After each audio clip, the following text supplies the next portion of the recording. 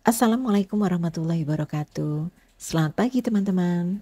Bertemu lagi dengan kami Exlis Indonesia dalam sharing singkat tentang pelayanan pelanggan. Kali ini kita fokus berbicara tentang mengelola emosi. Lalu apa keterkaitan antara emosi dan kualitas melayani pelanggan? Mari kita pahami ya satu persatu.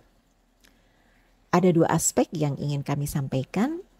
Yang pertama adalah yuk kita kenali sebuah konsep dari R.B. Sentano. Ada buku beliau yaitu sangat populer sekali, Kuantum Ikhlas. Menurut R.B. Sentano dalam buku tersebut bahwa sumber kehidupan manusia itu terdiri dari dua aspek, ya.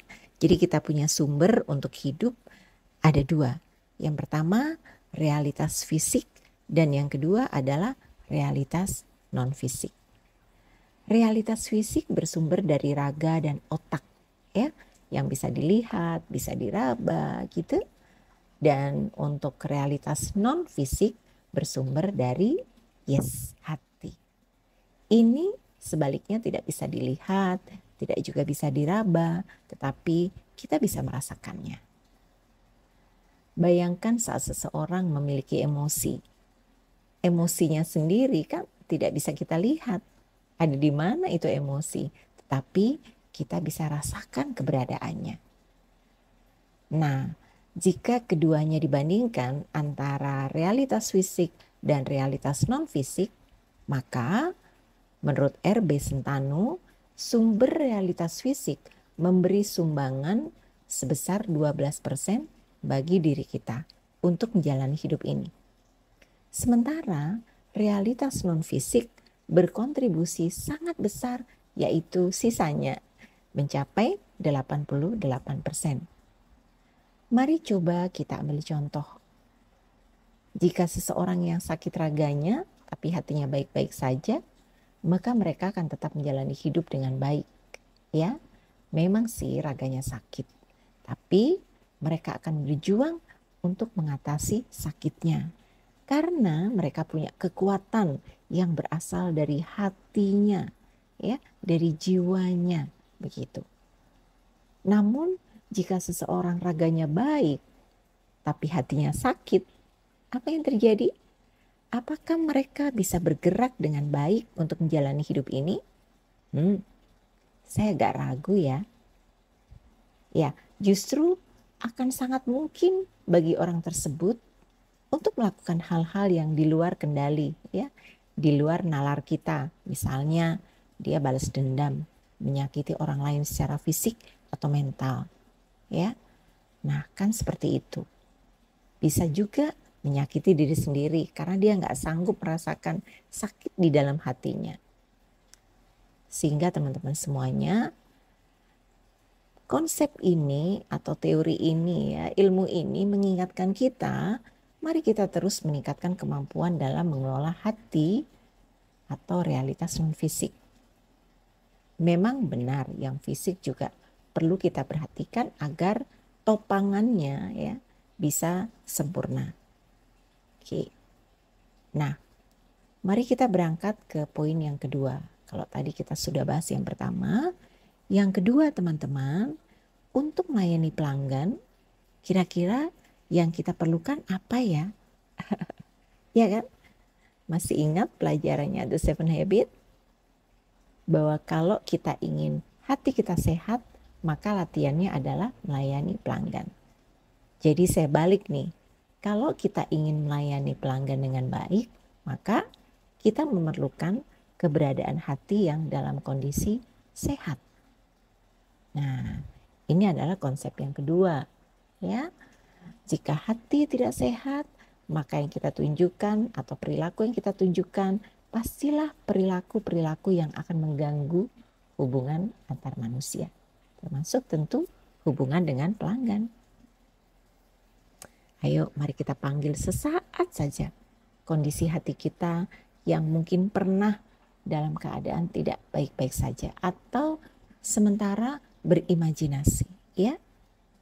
Kondisi pertama saat kita sedih, mungkin enggak ya kita bisa tersenyum ramah, lepas begitu, ya.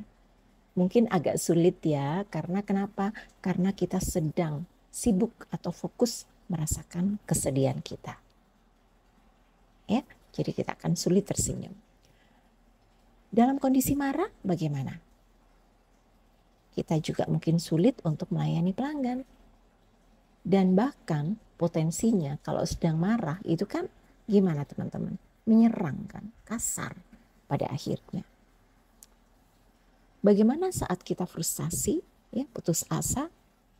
Ya tentu kita akan sulit berinteraksi. Mungkin saja kita menjadi bersikap sinis. Dan contoh lain lagi saat kita kecewa, apa yang terjadi? Kita seolah tidak punya harapan.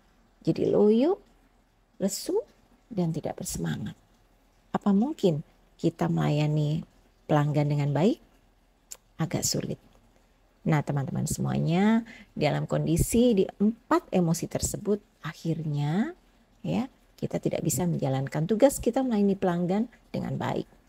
Memang bagi sebagian orang yang sudah sangat profesional tentu ya tetap saja bisa tersenyum walau hatinya sedang berduka. Ya, mereka juga mampu mengelola kemarahannya dan tetap bersikap ramah kepada pelanggan atau kepada siapapun yang ditemuinya, walau ada marah di dalam hatinya yang belum selesai. Ya. Untuk menjadi orang-orang seperti itu, kita memang benar-benar membutuhkan kesadaran. Ya, ini makanya kita belajar ini karena kita sedang ingin meningkatkan kesadaran. Dan juga yang penting lagi adalah latihan yang berkelanjutan. Ada satu tips yang menurut saya sangat efektif dan terus saya upayakan untuk saya gunakan hingga saat ini, yaitu tentang bagaimana kita mampu mengelola self-talk yang positif agar emosi atau cuaca hati kita bisa juga terjaga dengan baik atau tetap positif.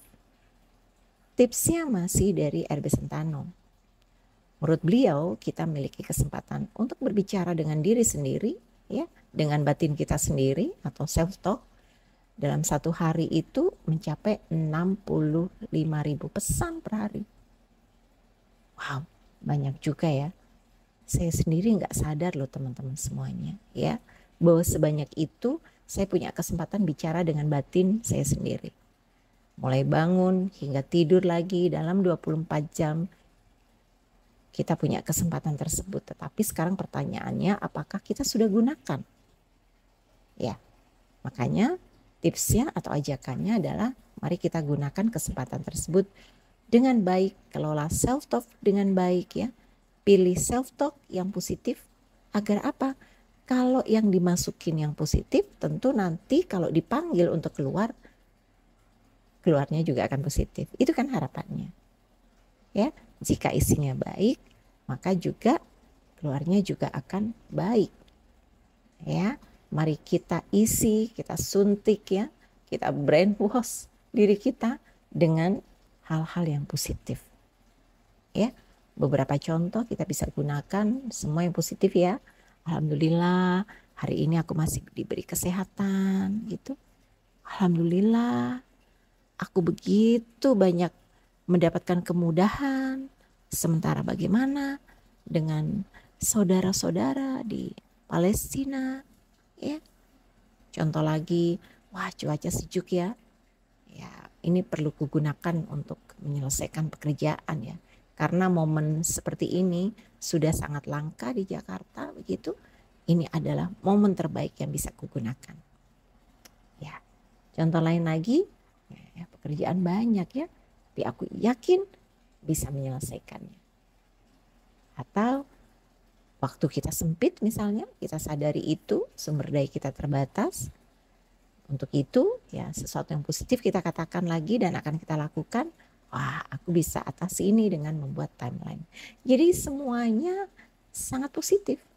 Semuanya adalah mengajak kita untuk menjadi manusia proaktif yang selalu mencari kesempatan yang lebih baik lagi, dan kita tidak terbatas dengan sumber daya yang tampaknya sangat kadang-kadang nggak berpihak dengan kita, tapi kita masih bisa melihat kesempatan yang lebih baik lagi ya. Terus katakan itu pada batin kita, pada diri kita, ya insya Allah kondisi kita nanti akan lebih baik lagi. Emosi kita juga positif gitu ya. Hati kita positif dan akhirnya kita punya kekuatan 88% untuk mengisi diri kita yang pada akhirnya menjadi sumber kehidupan yang sangat baik. Ya, dengan latihan-latihan menggunakan positive self talk, maka teman-teman semuanya ya realitas non fisik nih terutama ya akan menjadi sangat terpelihara. Jika ternyata sesekali ya ini ya tampaknya nggak bisa kita hindari muncul keadaan yang tidak kita harapkan, contohnya ya kalau dalam pekerjaan tiba-tiba kita dikagetkan karena pelanggan yang marah, maka bagaimana respon kita? Ya pasti ya sudah auto respon karena yang isinya adalah baik, maka responnya yang keluar pun insya Allah akan baik ya, sesuai dengan kebiasaan yang telah kita tanamkan dalam diri kita, yaitu menggunakan positive self talk. Ya, kami tahu ini mudah untuk dikatakan, hanya memang perlu latihan dan perjuangan dan kesungguhan dengan komitmen yang sangat kuat untuk bisa mengimplementasikan. Oke, selamat mencoba. Wassalamualaikum warahmatullahi wabarakatuh.